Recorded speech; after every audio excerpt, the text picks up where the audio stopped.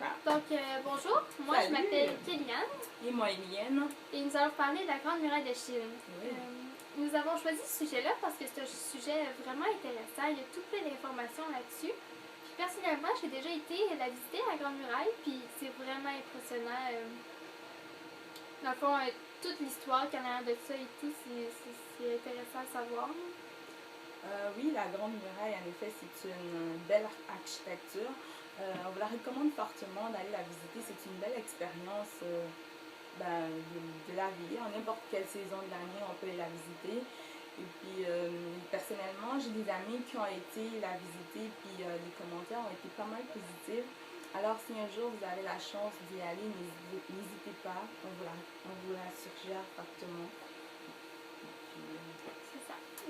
Bon, pour ma part, moi je vais vous parler tout ce qui est géographie à propos de la muraille, donc la taille, son architecture et sa localisation, ainsi que différents faits qu'on peut trouver sur le sujet. Et de mon côté, je vais vous parler de l'histoire, de la construction, l'aspect culturel et aussi l'aspect économique que représente la muraille de Chine. Ouais, puis pour nos sources, dans le fond, on a trouvé toutes nos informations, ou presque, sur le site de l'UNESCO et le site de la CSDN, qui a beaucoup d'informations dans ces sites-là, puis bien sûr, on a vérifié que les informations qu'on a trouvées concordaient, pour que ce soit des faits véritables. Oui, je débute avec l'aspect historique. Alors, traditionnellement, on divise l'histoire de la construction de la Grande Muraille en deux parties. L'une précédant l'unification de la dynastie Qing et l'autre commençant lors de l'unification de la dynastie Qing où l'empereur Xuanzong débute la construction d'un grand mur à la frontière du nord. La Chine est alors amorcelée de plusieurs royaumes indépendants, se faisant la guerre entre eux et ne reconnaissant qu'un pouvoir symbolique à la dynastie régnante. C'est le début de la période des combats. Vers cette époque, plusieurs États entreprennent la construction de la Grande Muraille pour se protéger des voisins, mais aussi de la civilisation non chinoise. C'est principalement sous les règnes de l'empereur Wudi que la Grande Muraille prit un essor considérable. Ensuite, sous la dynastie Ming, que la Grande Muraille a pris sa forme actuelle pour empêcher les armées mongoles et Manchus d'envahir la Chine.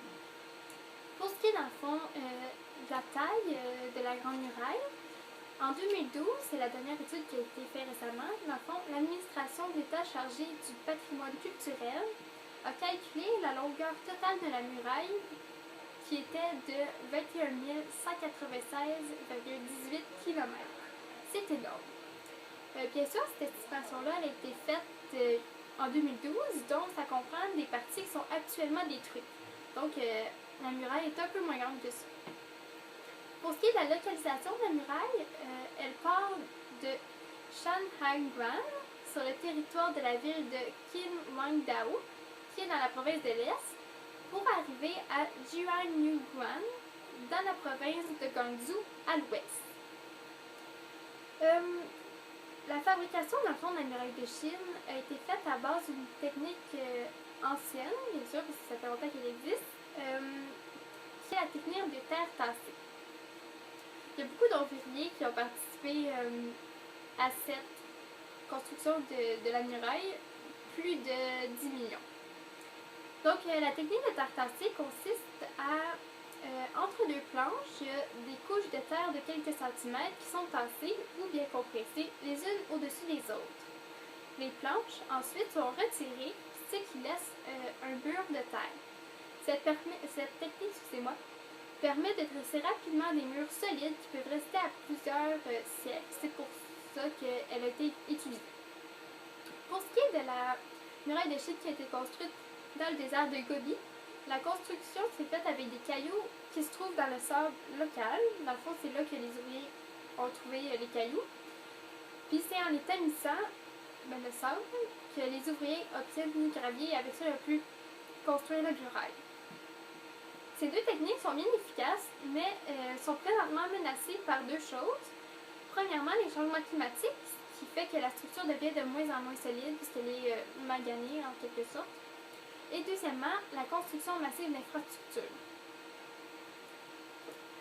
Au début, la Grande Muraille symbolise, en fait, c'est un symbole très important pour le peuple chinois, car elle représente l'unification de la Chine, dans la mesure où ces tronçons ont été reliés entre eux à l'époque où fut réalisée l'unité de la Chine, sous la dynastie Qing.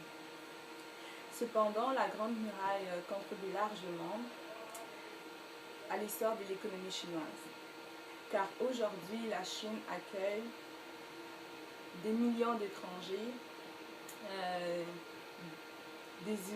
qui désirent découvrir la culture du milieu, entre autres la Grande Muraille de Chine. Ouais. Par la suite, dans le fond, pour ce qui est des faits généraux qu'on peut trouver sur la Grande Muraille, il y a celui qui dit que la muraille serait visible de l'ONU de l'espace. Ouais, c'est pas vrai parce que la muraille de Chine est large environ comme une autoroute et bien sûr, on peut pas voir les autoroutes de l'espace. Ensuite, nouvellement, depuis 1987, la muraille de Chine est classée au patrimoine mondial de l'UNESCO. Donc, c'est vraiment une architecture, une structure qu'on veut préserver parce que ça fait partie de notre histoire humanitaire. Ouais, c'est la structure architecturale la plus importante jamais construite à ce jour par l'homme, à la fois en longueur, en structure et en masse, et c'est pourquoi on veut la préserver. Aussi, il y a environ 10 millions d'ouvriers qui sont morts durant la construction de la Grande Muraille et qui ont été enterrés non contrairement à ce que le mythe dit que les ouvriers ont été enterrés dans la muraille de Chine, mais ils ont été enterrés à l'extérieur, dans les environs immédiats. C'est quand même intéressant, puisque quand on va là, dans le fond, on se rend compte que toute l'histoire qu'il y a eu à cet endroit précis-là, c'est vraiment impressionnant. Ouais. Pour finir, dans le fond, la muraille est classée maintenant dans le classement des 7 merveilles du monde. Fait que dans le fond, c'est vraiment une chose à voir, là, si vous pouvez, c'est vraiment intéressant.